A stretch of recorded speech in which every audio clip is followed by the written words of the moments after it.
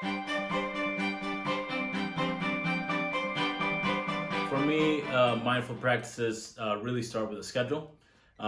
Being able to time everything that you do.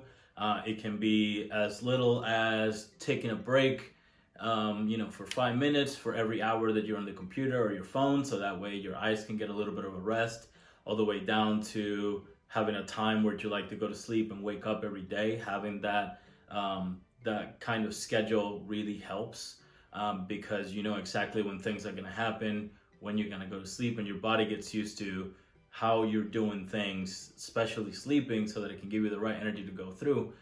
So my schedule is completely packed with different alarms on my calendar, which I just have on my phone. That gives me alerts on ideally when I need to take a shower, when I need to work out, for how long I need to work out, when I'm supposed to eat, when I'm supposed to go to sleep, brushing my teeth. All that stuff is in my calendar. So I'm constantly getting these alerts for me to move on to the next task if I have to have scheduled time for me to enjoy myself, whether I want to play a video game or watch a movie, but also have time set aside for studying, for looking up different techniques in cooking and anything like that. But my schedule on a regular basis is planned out completely a week ahead, where I know the days that I work. I know that on Monday I'm going to take a look at my finances and make sure that there's nothing weird happening with my credit cards, that I'm looking, and studying a little bit more about my stocks and anything like that, so that I can grow financially. Waking up in the morning to, going to run with my dog, then working out, jumping rope, doing all those things, and then meal prepping on Sundays, so that we have food for, fresh food for the next 3 days. And then again on Wednesday, so that we have food for the next couple of days after that. And really, meal prepping is something that helps for you to not only use everything that you have in your fridge, but also make sure that you're not rushing when it's time to eat, that you need to find some food and end up making a mistake and getting some fast food or anything like that, but that you're actually getting some greens, vegetables, lean meats, and healthy carbs or anything like that, so you can put all that together. As far as work, it's again bringing your own food. You know exactly what you're putting in your body. You're not being tempted by going out and getting some food after work or something like that. And then again, practicing those same techniques is, can we get more out of this limes? Can we get more out of the cucumbers? Maybe we can infuse them when we peel them. Those kinds of things really help for you to, again, extend your career with a little bit of mindfulness by creating things that other people may not be thinking of, because you're thinking in a way that you want to maximize everything that you have. I like to incorporate that into my life every single day and see what possibilities there are out there.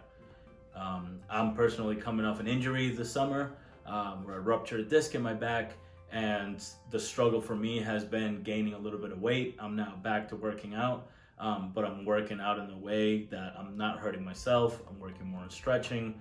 I'm working more on body weight exercises and things like that, so that my entire goal is to not get old. And I do that by staying in shape, by working out, eating really well. And so I'm sort of moving into this old man stage of my life, where I'm really taking care of my body, what I put in it, and trying to be a little bit more mindful about that. But it's been really enjoyable to do so, and especially with something like Perrier, which gives me a little, really good flavors, but it doesn't have any sugar, and that's exactly how I want my sodas, because I'm not a really big soda guy because of the sweetness. But Perrier, my favorite is the cucumber, the lime, the lemon, the watermelon is delicious. So honestly, I have all of them, and they're really great, and they help me sort of stay hydrated while I'm doing all my workouts and running around.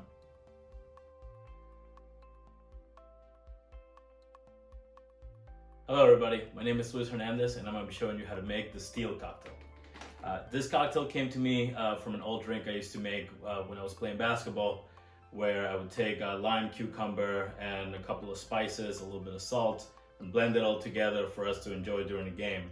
And it's called the Steel because I originally made it for myself, and my teammates started stealing it every time that I went into the game. So it became something that I started making for the entire team. So let's go ahead and make it.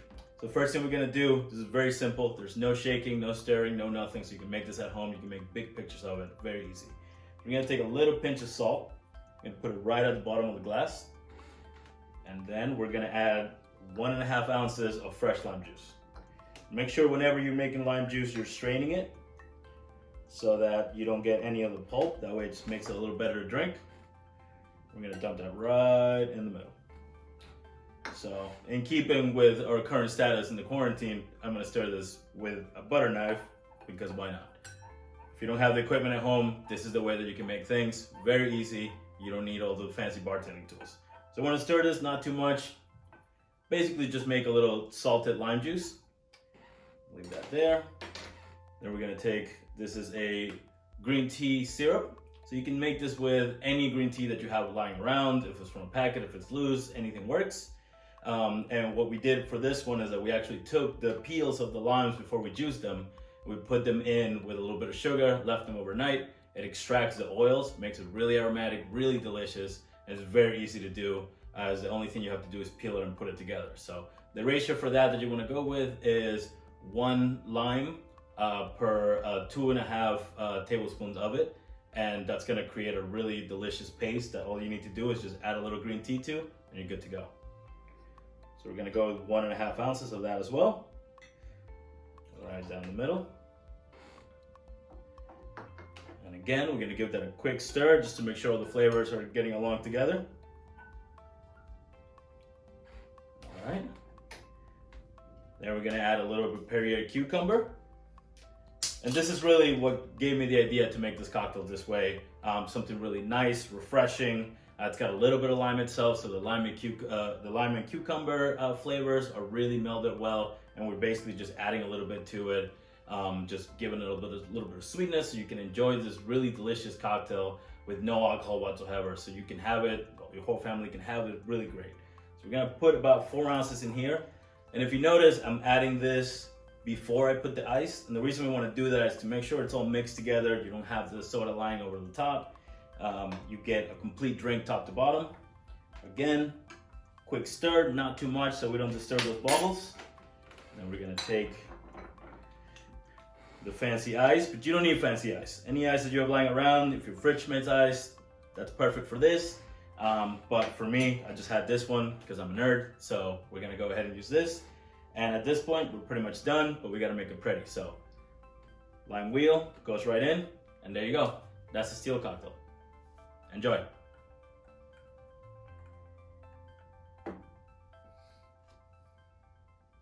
Lastly, I wanna challenge you to look inside of your fridge, look around your apartment, see what things you can turn into maybe a workout opportunity, or maybe a way that you can even sit a little bit better so that your posture is better, so that you're not hunched down looking at your phone or anything like that.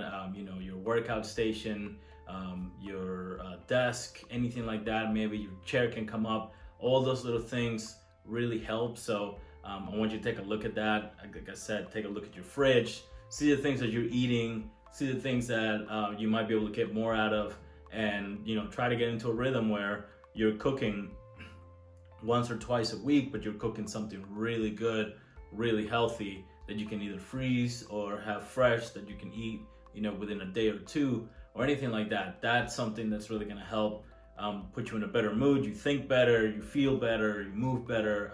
It's just all around the best. And the hardest one for me personally is, put the phone down before you go to sleep, and set an alarm. And try to go to sleep at the same time. Try to wake up at the same time, and you'll see your body really change. So all these things are very easy to do, as far as setting up a schedule. And if you slip up, don't worry about it, but try to stick to it. And the last thing I'll say is, financial health can't be taken too serious. Can't be taken seriously enough. You want to make sure that you put in some money away, especially for times like right now. Obviously take time so that you can buy something that you want, something that will make you happy. But start looking into investment accounts. You can start investing in something really, really easy with a couple $100. Start looking at retirement, start looking at things like that, because money issues will always weigh down on you, and the least issues that you have, the happier you're gonna be, the better your sleep is gonna be. And like I said, that's an entire cycle. You'll be able to work out better, to cook better, to take care of your career a little bit better, and take a look at your financials again with a clearer mind, so that you can get better at it and hopefully get something really good out of it. So careful out there, drink some Perrier, wear your mask, and stay healthy.